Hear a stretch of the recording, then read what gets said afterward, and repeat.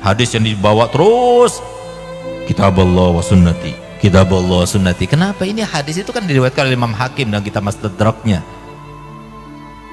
Kenapa kok itu terus yang dibawa? Kenapa hadis yang justru diriwayatkan oleh Imam Muslim yang lebih sahih, lebih kuat derajat kehadisannya, kesahihannya daripada hadis yang Imam Hakim itu?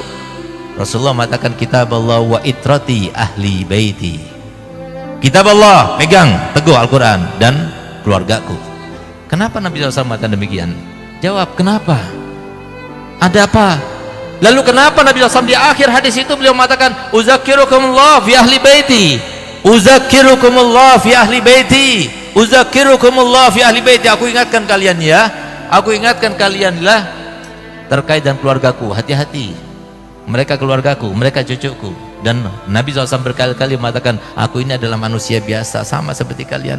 Subhanallah, ambil satu contoh, lihat bagaimana orang yang memuliakan dan tidak memuliakan. Ini contoh yang sangat luar biasa terkait dengan akhir zaman ini. Ada sebuah cerita yang fakta, bukan cuma cerita yang khurafat, di mana ada seorang syarifah punya anak 3. Gak beruntung yang hartanya itu bersambung dengan zuriat Nabi. Beruntung mereka yang mempunyai perhatian kepada zuriat Nabi. Nabi SAW sendiri bersabda dalam hadisnya, man sona'a ma'rufan li bani Abdul Muttalib walam yujazihi fa'ana ujazihi yawmal qiyamah. Barang siapa yang melakukan suatu kebaikan bagi Bani Abdul Muttalib, siapa sekarang? Ya para habaib di cucunya Nabi, maka aku nanti membalasnya pada hari kiamat. Subhanallah, ini ada cerita, tapi jangan ditiru. Ada habib memang gak punya dia, tapi dia malu mau minta-minta. Dan sifat habib yang paling kental, sifatnya orang Quraisy itu begini, merendah kepada orang, paling anti. Kalau semua ada habaib yang seperti itu, terkontaminasi. Itu habaib yang terlumuri, itu namanya.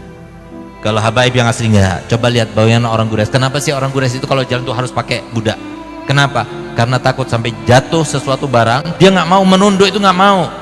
Dia perintahkan itu yang namanya budaknya, iya kalau jatuh sesuatu yang nggak berharga, walaupun yang jatuh itu satu karung isinya dinaran, ribuan dinar, nggak diambil sama dia, diambil oleh budaknya. Dari saking merasa nggak mau merendahkan diri di depan orang. Itu sifat daripada habaib yang asli. Subhanallah, bagaimana Nabi kita Muhammad SAW kemudian mengajarkan kepada kita untuk menghormat, memuliakan mereka, sampai lihat bagaimana perhatian Nabi kepada mereka. Ini sambil contoh, ambil pelajaran tapi jangan diambil contohnya. Ada orang habaib, dia nggak mau minta-minta, apalagi sampai nipu-nipu, nggak mau. Tapi apa? Dia mau makan, dia berusaha kerja nggak dapat uang, dia cari kerjaan nggak dapat kerja, sementara dia dan keluarganya harus makan.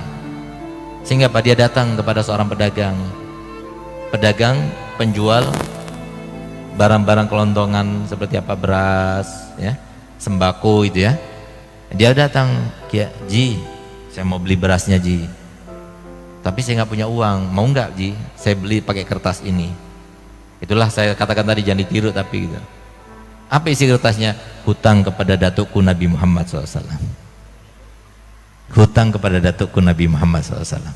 Masya Allah, haji itu bilangnya, Masya Allah Bib, dicium kertasnya itu. Ambil Bib, ambil, taruh di paku. Biasa kan pedagang itu kan, notanya taruh di paku, nanti taruh lagi, nanti satu hari dihitung, tulis.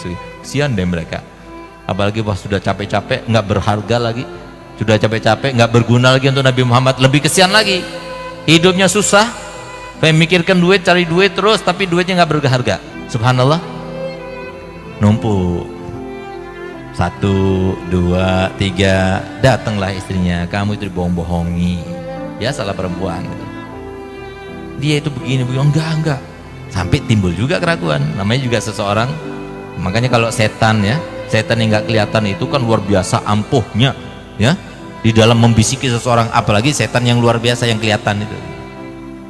Nah, setan sekarang yang banyak kelihatan itu menjelma ya, perempuan, apalagi istri gitu. Bahkan menjelma kiai juga banyak, habaib juga banyak gitu. Hati-hati. Makanya kan mereka itu bukan toladan, bukan toladan kita Nabi Muhammad.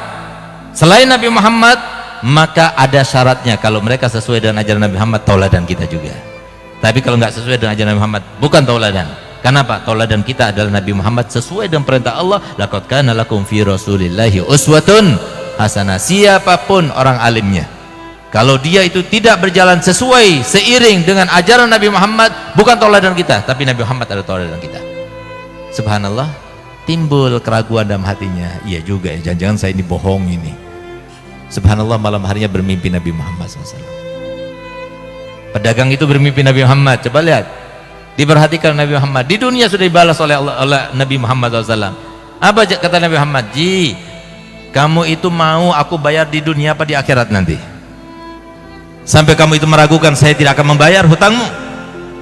Bangun tidur dalam keadaan menangis. Masya Allah, udah itu dia ambil sertifikat tokonya itu, dikasihkan sama Habib itu, isi tokonya, sak tokonya dikasihkan.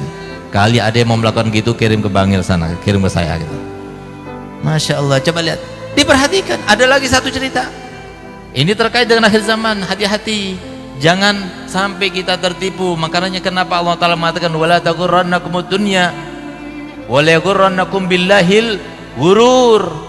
Jangan tertipu dengan imamah ini, jangan tertipu dengan rida ini, jangan tertipu dengan gelar kita sebagai Habib, sebagai kiai, sebagai panutan. Jangan tertipu. Bisa jadi itu adalah sebuah triknya setan untuk menjerumuskan kita.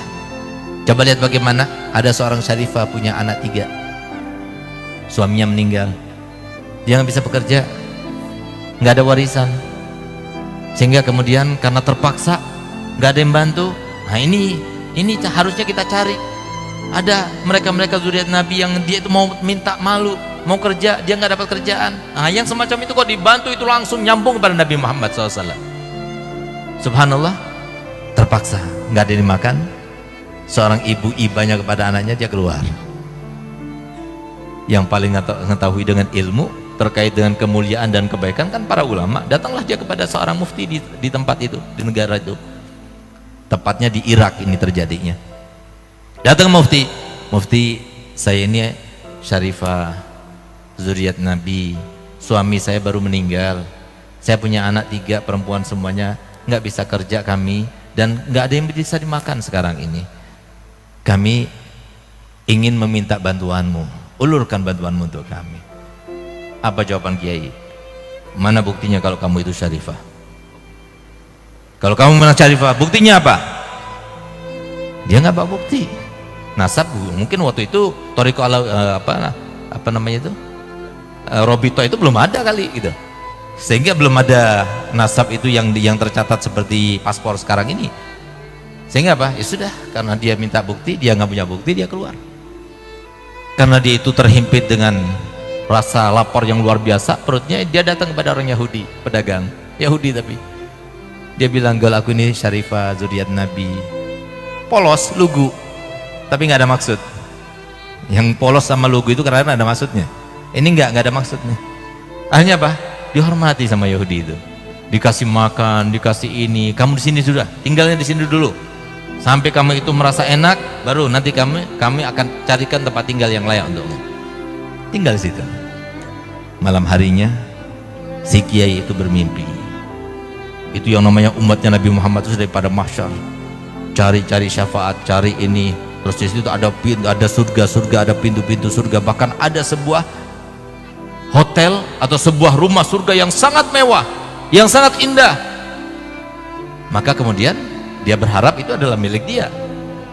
Maka kemudian dia tanya kepada Rasulullah, itu milik siapa? Itu milik umatku. Aku juga termasuk umatmu ya Rasulullah. Kamu umatku? Ya, mana buktinya? Kata Rasulullah. Takutnya kita seperti itu, Pak. Mana buktinya, kata Muhammad? Mana buktinya kalau kamu umat? Ya Rasulullah, masa engkau tidak tahu aku ini adalah umatmu? Kenapa ketika cucuku datang kepadamu, kemudian dia mengaku sebagai cucuku, kenapa kau masih tidak percaya dan kamu mengatakan pada dia dan melukai hatinya? Dia mengatakan, mana buktinya kalau kamu syarifah? Ya Allah, kata-kata semacam itu sampai kepada Nabi Muhammad. Kita sudah lupa bahwasanya Nabi Muhammad SAW setiap hari Kamis, sebelum amal kita dilaporkan kepada Allah Ta'ala, disodorkan dulu kepada Nabi Muhammad. Entah apa yang akan dilaporkan besok ini, hari Kamis besok, apa yang akan dilaporkan seminggu ini kepada Nabi Muhammad. Kata Muhammad, kalau aku melihat amal umatku baik, aku bersyukur, aku tersenyum karenanya. Dan semoga kita selalu menjadikan Nabi Muhammad selalu tersenyum pada kita. Tapi kalau amal yang disampaikan kepadaku yang disodorkan padaku daripada amal umatku tidak baik, aku akan mintakan ampun. Dimintakan ampun setiap minggu. Kemudian begitu kepada cucunya Nabi Muhammad, begitu perhatiannya kepada cucu Nabi Muhammad. Subhanallah, coba lihat, hanya kata-kata saja tapi diingat oleh Nabi Muhammad. Kalau kita ini Pak, ini saya punya anak ini, dia sebetulnya nggak mau ikut, tapi saya biasa pergi sama anak saya supaya dia itu keluar, ada PD dan sebagainya. Kalau semua tadi dihormati, dimuliakan sama Haji Bayu, saya senang. Tapi kalau semua saya datang sudah diundang Haji Bayu, begitu anak saya datang disengkat kakinya jatuh tersungkur, kira-kira saya mau nggak diundang lagi sama Haji Bayu? Nggak bakalan mau saya. Itu kenapa?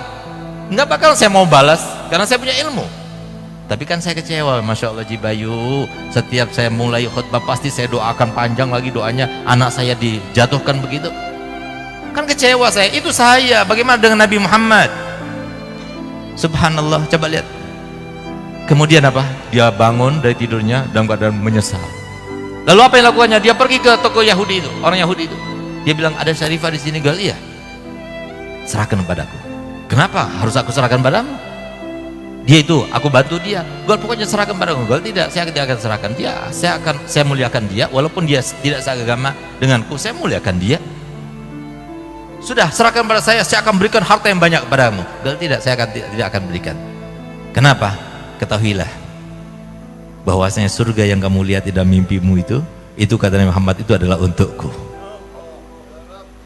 Berkat perhatian kepada Nabi Muhammad, seorang Yahudi yang keluar daripada Islam, tapi Nabi Muhammad datang kepadanya, dan berkatnya dia itu perhatian pada cucunya, sampai kemudian dapat hidayah. Berkat apa? Perhatiannya pada cucunya Nabi Muhammad SAW. Ini orang alim, ini kiai, ini mufti, tapi lihat bagaimana perlakuannya kepada cucu Nabi Muhammad. Hanya seperti itu, minta bukti, nggak langsung percaya, sampai melukai perasaannya Nabi Muhammad. Bagaimana kalau sampai memfitnah? Bagaimana kalau sampai menghujat? Bagaimana kalau sampai menggibah? Bagaimana kalau sampai membunuh karakternya dan sebagainya? Na'udzubillah. Apa tidak akan hancur? Padahal Nabi SAW telah bersabda, qaddimu Quraisyan wa la tataqaddamu wa illa fatahlaku, kata Nabi Muhammad. Hendaknya dahulukan Quraisy, utamakan orang Quraisy. Jangan kamu itu mendahului mereka, jangan jadikan mereka itu saingan. Kalau itu kamu lakukan, jangan salahkan kalau akhirnya kamu binasa. Sehingga kita lihat sekarang banyak para kiai, orang alim, minta maaf, yang hilang karismatiknya, tidak diikuti oleh pengikutnya. Bukankah itu sebagai bentuk balasan daripada apa yang diucapkan oleh Nabi Muhammad SAW? Harusnya mereka yang paling cinta pada zuriat Nabi, mereka yang dikenal dengan ilmu, mereka yang paling tahu dengan ilmu. Semoga kita semua termasuk mendapatkan kemuliaan Nabi Muhammad SAW.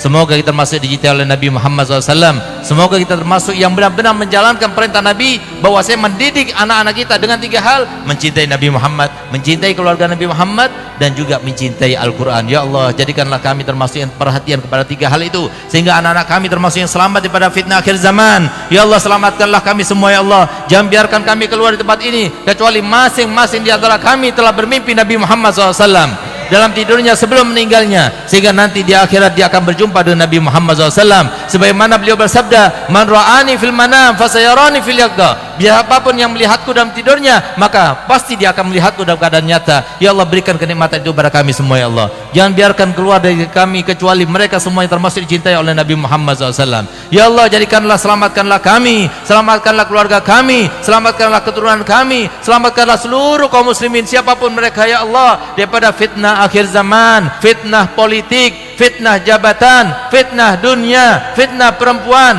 fitnah keluarga, fitnah segala macam fitnah. Ya Allah, selamatkan mereka ya Allah, karena kami ingin berkumpul dengan mereka semuanya ya Allah, berkumpul bersatu padu dalam keadaan ya Allah kita semuanya dibanggakan oleh Nabi Muhammad, mendapatkan syafaat Nabi Muhammad, dipimpin oleh Nabi Muhammad, di bawah bendera Nabi Muhammad, diiringi oleh syafaat Nabi Muhammad, melintas di atas sirat bersama Nabi Muhammad, dan masuk ke dalam surga bersama Nabi Muhammad. Rabbana atina fid dunya hasanah wa fil akhirati hasanah wa qina adzabannar. Wa sallallahu ala sayyidina Muhammadin wa ala alihi wasallam walhamdulillahi rabbil alamin. Kurang lebihnya saya mohon maaf.